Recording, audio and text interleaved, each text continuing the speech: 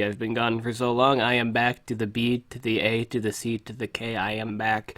We're going to be continuing the general series. Uh, that should have been done. You know the jig if you watch the whatchamacallit, the college any video. But anyway, yeah, we are back. We aren't here to talk about my reason why I haven't gotten this done, nor look at my Skype page. Poop. You see, I always see I close that and it doesn't stay closed. Close. Yes, thank you.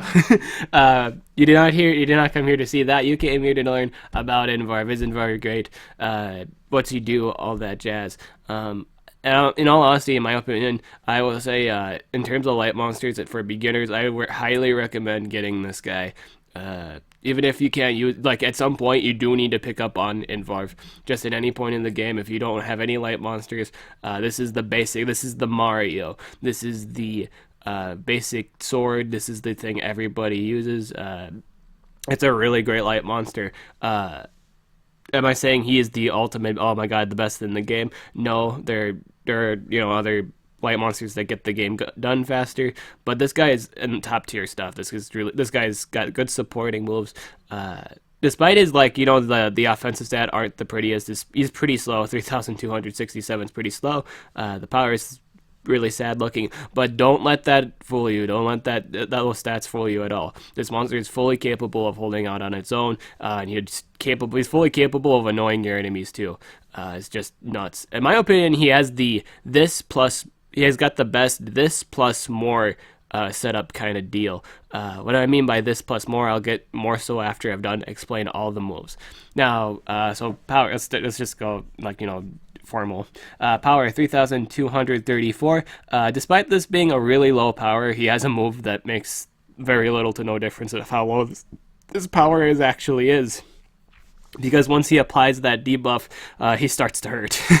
He starts to hurt a lot. His life is 31,366. This is especially tanky. He might be one of the tankiest light monsters, if not still the tankiest of all of them. I'm not 100% sure on that, but he is pretty tanky. His supporting skills help him sustain even longer, and he's really great at irritating the enemy because of the general trait tough, which is 35% less accuracy. I kind of want to explain why this is really great for a number of reasons.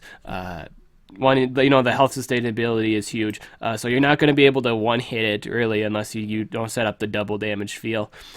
He's got a really nice sustaining life. A lot of people will put at least 1 or 2 life runes on this guy, so just be wary of that. So you also have a lacking chance not to deny him, and he has a bunch. Yeah, every set. I kid you not. Every set runs 2 damaging AOE's because they're really great. Kind of goes along with his this plus more kind of stuff. So he'll always hit you with one of the AOE's. That's just a given. When he'll actually do it is totally up to him. But he can totally destroy your common and uncommon if you do not get rid of him right away. You do need to kill this thing right away in a battle. If you do get stuck in a situation where you do have to fight an Invarv, do get rid of him first. Just a given. Because in all honesty, he'll destroy your common or uncommon with ease, just because of his sustainability alone. And the chance of him doing an AoE is he's actually got 3. In all honesty, all of his moves are AoEs. I kid you not.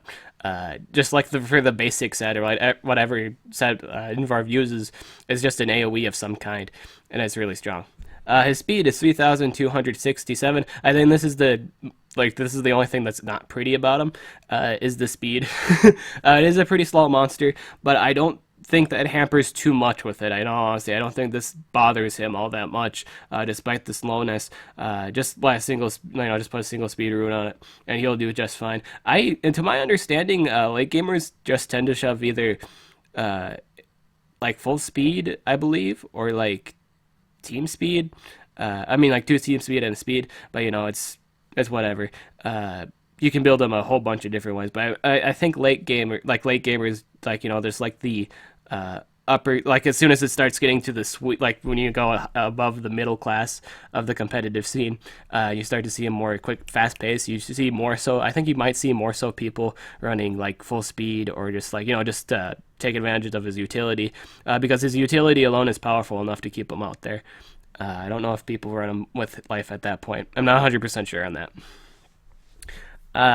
He's got the basic stamina. And again, trade is tough. This is again exceptionally well, really tanky monster. He's probably, in all honesty, this guy is probably the tanky. Well, I guess not the tankiest of all generals, just because of Tomb's double life and 100% life shield. That makes him extraordinarily long lasting. But in terms, I think this guy reaches second place in terms of just making everybody. He can make it actually, and if he can do double damage, or like just sweep the field really fast, he can keep everybody out there. He's capable of that. For the enemy team, that is, he's able to keep, words. If you're fighting this guy, he can keep his team alive, is my point. Purifier of Light deals very heavy special damage, single target. I think he's the only one capable of, I think he's the only one with a special damage ultimate. He might be.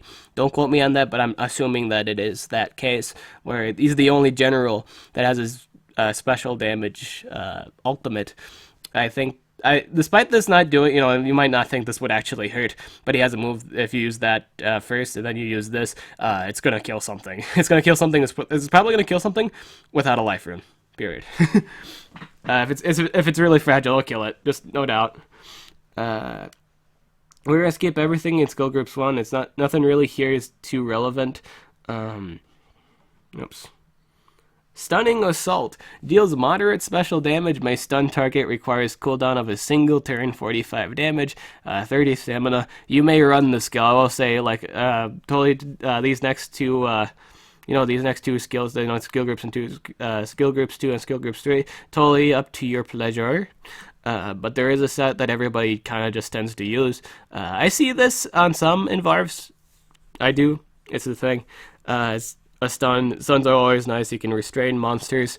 Just in that situation where you can actually protect your monster best by fully stunning something, it's nice to have. I will say it's an alright move to run. You may run it at your leisure. You can use you'll probably only use this thing ever, probably on maybe just like the enemy Invarv, or something that's not immune to stun, or maybe the damage. Totally depends on your situation. It totally depends on what you need to get rid of. Or you just need to avoid doing. I highly recommend using the stun, in all honesty, on the thing that isn't a general. The thing that doesn't have a 35% chance to miss, because you have the chance to miss, and that's not a good thing if you use it. If you use this on the enemy Invarv, you have the chance not to stun him. And that does kind of not go well if you don't stun him. I think it's more so beneficial to stun the other monster than the enemy Invarv. Unless it's unless it's a must-do situation, unless you have to stun him. You have to hope that actually lands in that situation. Blinding Wings deals moderate light damage to all enemies, may blind all targets, requires cooldown. I'm going to say this is a pretty mandatory skill. You should totally be running this skill. Always run it. just do. Always run it. Blinding Rings and Dazing Rings. It's just it's very important that you do. I'm going to explain Dazing Wings later. But all you need to know for Blinding Wings right now, it's an AoE blind. Our light monster is usually immune to blind. Isn't that a usual case? Yes. Don't we usually see Invarv in the case? Yeah, we do. So you should totally be using this against the enemy Invarv. It's on everybody. I think this is, in all honesty, I think Blinding Wings would be kind of more so in the long run. I think it'd be more so beneficial, just because of the fact you're blind. You're affecting everybody. You're not affecting a single person. I think it's better to set up that Blinding Wings initially. In the case of the event, you are doing Invarv versus Invarv. I think that would be way beneficial. Again, that depends on your situation. You could be fighting a comp that's very effective against being blinded. Doesn't necessarily mean it's the best thing. I will say, I think you can clear debuffs. I think that was the thing. I'm gonna get to that later. But yeah, you should totally be running Blinding Rings. Discouragement deals moderate special damage to all enemies. Target become weak to all special and light damage attacks for 3 turns. Requires cooldown. I will say this is the best, magnetizing or whatever you want to call it, debuff in the entire game. He's the only monster capable of making things weak to special damage. This is huge. Every single monster, I kid you not, in Team Wars, every single monster should be running a special damage move in some kind of form. Unless it's Roxanne or Pixie Lion. Every monster in the game, be it metal, be it fire, be it any kind of element, they run a special damaging move. That's kind of why Ogma's kind of hard to enjoy slash use, because he doesn't cover special damage, and every monster on defense usually has a special damaging move. You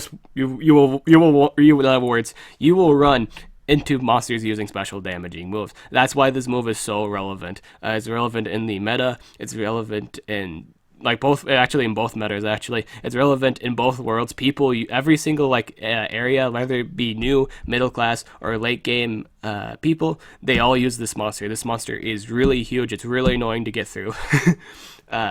Even when you're fighting a brittle one, and you're just like, I'm fighting an Ingvar. I didn't stun him. He's used encouragement. This is gonna be forever now. He's really annoying to deal with. In all honesty, this is a great AOE. It makes the blinding wings and dazing wings really, really hurt.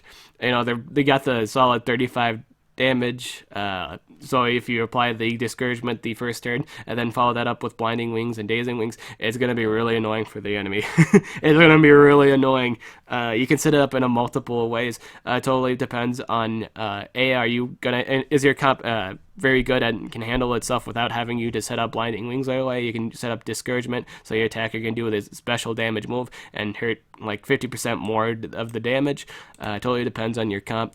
This goes exceptionally well with Super Dan, Uria's pet, or anything with a special damage AOE. Those kind of guys. Lord Mammoth. I can list quite a few more, but I think I'm gonna stick with those three. I'm just giving you ideas. Discopolis. Oh my god.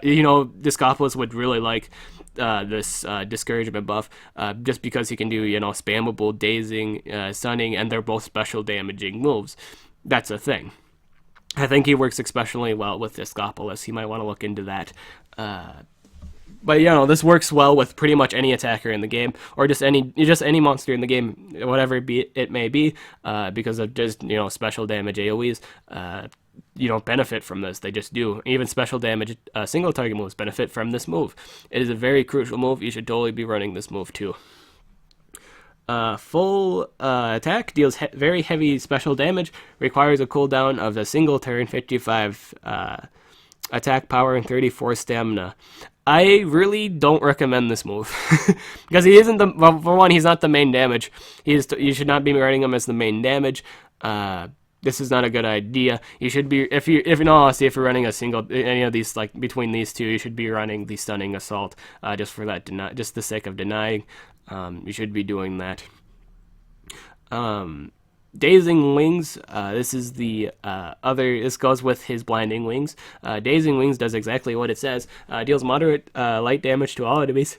Excuse me. Sorry, I just sneezed there. Dazing Wings, it applies his daze to everybody. It's a 35 damage. I really like the relatively low stamina cost for these two moves, and they're only on 2 turn cooldowns. This is huge. They're basically spammable. Basically, they're not really spammable, but they're 2 turn rotation cooldown moves are relatively life. I love, words, really. Now I can't even remember, but they're really great. I really like them because they run good in rotations. Will Razorface has a 2 turn cooldown AOE. Uriel has a great a 2 turn cooldown AOE and a single turn cooldown AOE. It combos really nice. 2 turn cooldown AOEs are really, really, really awesome. You really gotta appreciate the rotations between Blinding Wings and Dazing Wings. Basically, you should always start off with Blinding Wings. You will always have them dazed after you've used Blinding Wings and then you use Dazing Wings. You will always have them dazed. There will always be damage reduction throughout the entire game until at some point he runs out of stamina. They just will be. They have 75% less accuracy, which is huge. So they can miss their AOE, they can miss their chance to deny you. A lot of people, just in any given situation, really rely on deny, just to secure 3 coins. As soon as that security is gone, it's not like a for sure thing of once I've used my AOE freeze, you're done. But in a situation where my AOE freezer is blind and dazed, I only have what was it like? So you get So, you use 75% of your accuracy. You have like that.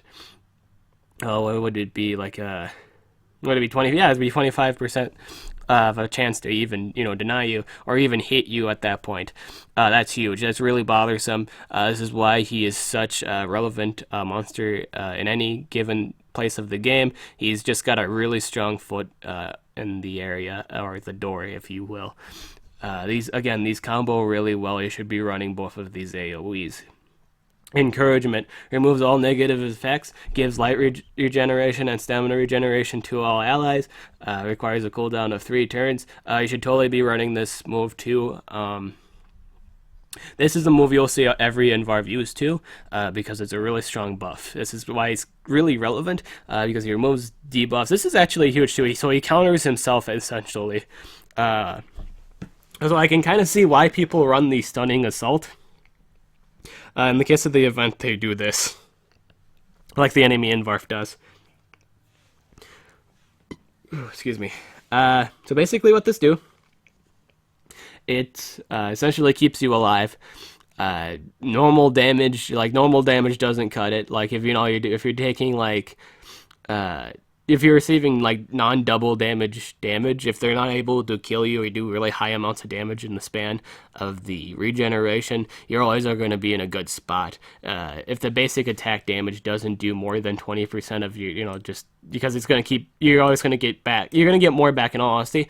If you can stall it, especially if like the blinding wings, this helps too, the blinding wings and the dazing wings. If you have both of these applied and you have that regen going, they have a lesser chance to hit you, so the less damage. Essentially, if they don't hit you a whole lot, you're going to be in a really great spot. And you're going to, even when they do hit you, you're going to be taking less damage because of dazing wings.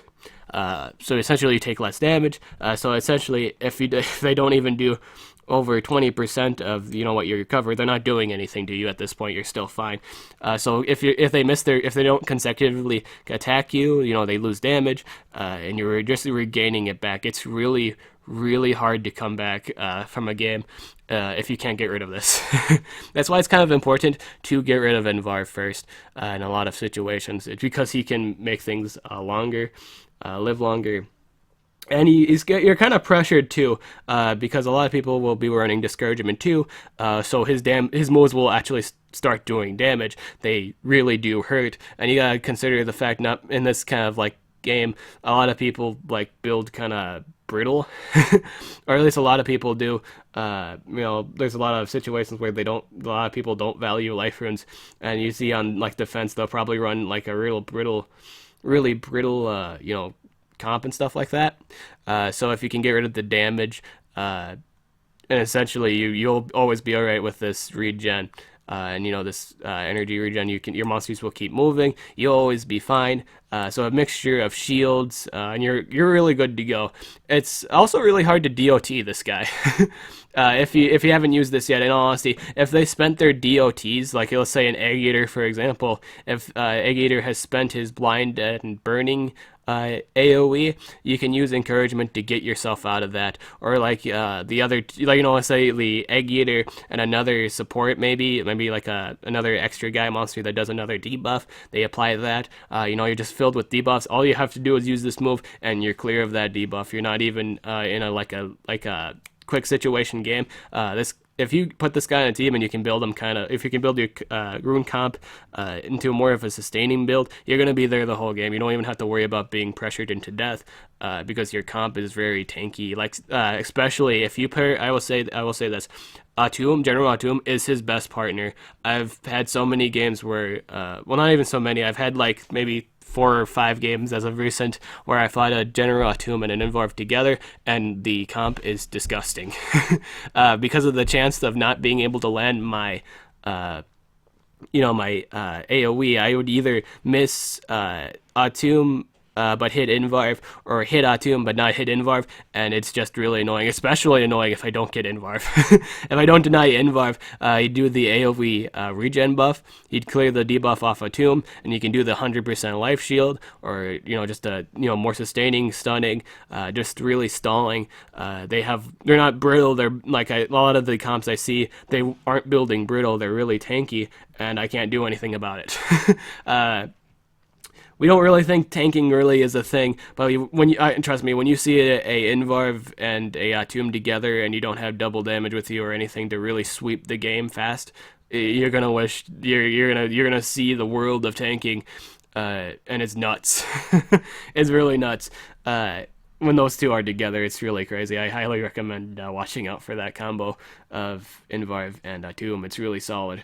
And terrifying. So yeah, partners real quick. Atum, like I just said, Discopolis would work really well.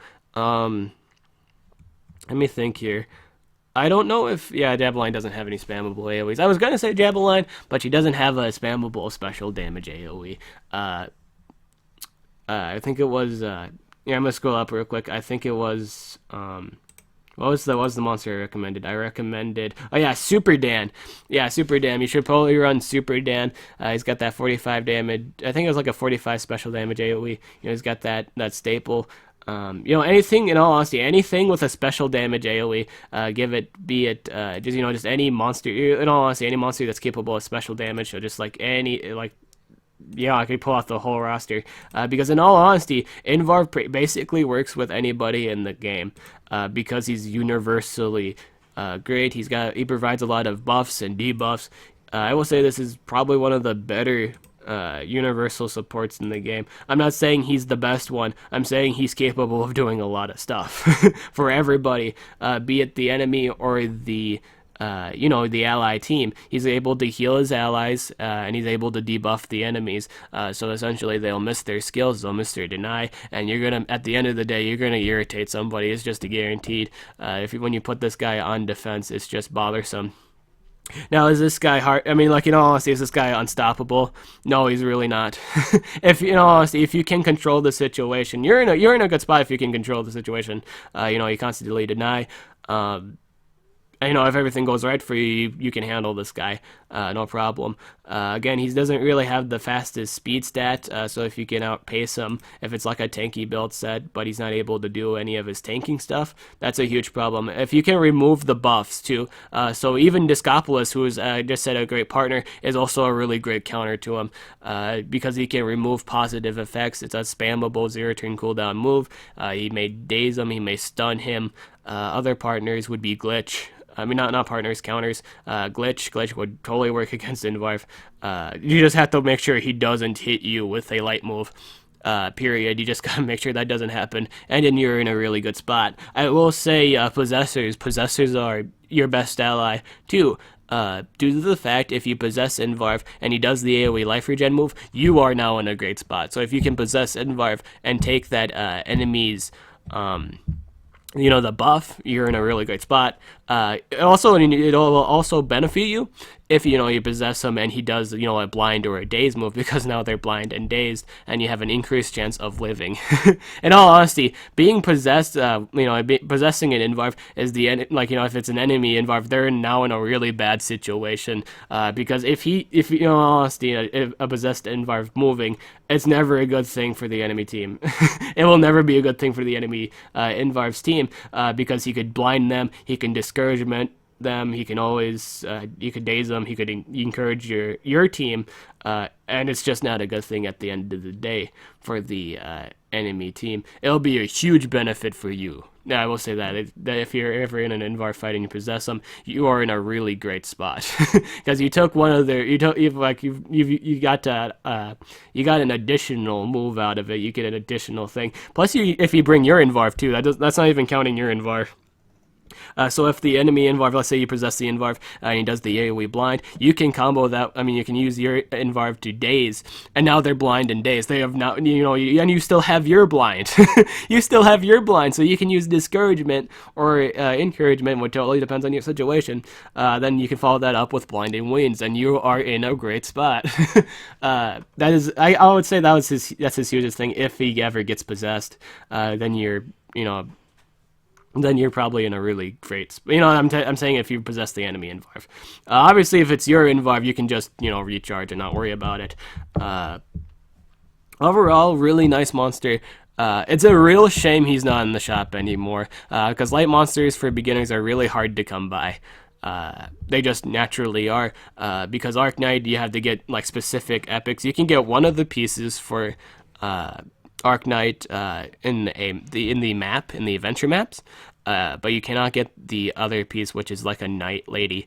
I forgot the name. It's alright, I haven't forgot the monster, but light. It's S3L. You need S3L, and she's not part of the adventure map. You actually have to get her from the team shop when she's out in the team shop, or just straight up buy her to make Arc Knight, who is this monster. It is a real shame, though. It is a real shame that this guy is off the shop in terms of basic shop, because this guy, I believe this guy is like, everybody should have him. It is such a relevant monster in the game. I highly recommend if you're just waiting on a light monster. I mean, if you don't have a light monster at the moment, I really recommend just waiting to get, like, in terms of like a fraternity event. They're always out for fraternity events, which is like where they sell runes, and whenever a new monster pretty much comes out for the shop, like be like a pet. I highly recommend waiting for Invarv, because Invarv's pet, which is this monster right here, which is the current one that just came out. I highly recommend just waiting for Invarv. This Invarv's pet is not a great monster. Please don't get this thing. Don't spend 2.2k on this thing. If needed be, spend 1.1k on this thing. Spend it on Invarv. Invarv is a great light monster. Everybody should have him. He kind of reminds me, in all honesty, this guy reminds me of WoW. Or like whenever I look at him, he reminds me of like, the WoW MMO game. It's World of Warcraft. But yeah, that was just a random fact from me, Dib. So yeah, that's everything you need to know. I'm Dib the Awesome,